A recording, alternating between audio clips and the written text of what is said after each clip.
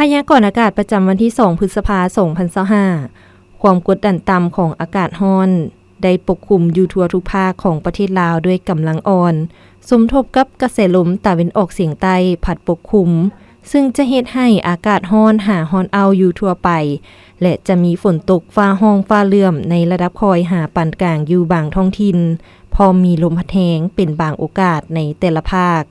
พยากรณ์อากาศแต่ 7 โมงของวันที่ 2 หา 7 โมงของวันที่ 3 พฤษภาคม 2025 ภาคเหนือด้านตะวันออกอากาศเย็นในตอนกลางคืนหาตอนเช้าส่วนตอนบ่ายอากาศร้อนและจะมีฝนตกฟ้าห้องฟ้าเลื่อมในระดับคอยหาปานกลางอยู่บางท้องถิ่น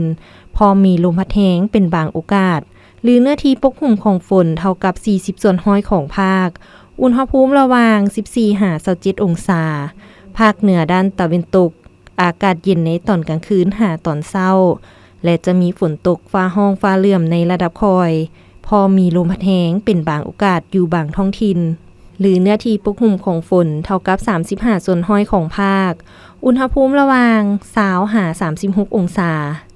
นครหลวงเวียงจันทร์อากาศร้อนอยู่ทั่วไปและจะมีฝนตกในระดับคอยพอมีลมพัดแรงเป็นบางโอกาสหรือเนื้อที่ปกคลุมของฝนเท่ากับ 30 ส่วนห้อยอุณหภูมิระหว่าง25 หา 37 องศาภาคกลางอากาศร้อนหาร้อนเอาพอมีฝนตกฟ้าห้องฟ้าเลื่อมในระดับคอยหาปานกลางพอมีลมพัดแรงอยู่บางท้องถิ่นหรือเนื้อที่ปกคลุมของฝนเท่ากับ 40 ส่วนห้อยของภาคอุณหภูมิระหว่าง23 หา 38 องศาภาคใต้อากาศร้อนหาร้อนเอาพอมีหมอกแห้งปกคลุมอยู่ทั่วไปและจะมีฝนตกฟ้าห้องฟ้าเลื่อมในระดับคอยอยู่บางท้องถิ่นพอมีลมพัดแรงเป็นบางโอกาสหรือเนื้อที่ปกคลุมของฝนเท่ากับ 30 ส่วนห้อยของภาคอุณหภูมิระหว่าง25 หา 39 องศาสำหรับเขตภูเพียงบริเวณอากาศเย็นในตอนกลางคืนหาตอนเช้าและจะมีฝนตกฟ้าห้องฟ้าเลื่อมในระดับคอยอยู่บางบริเวณ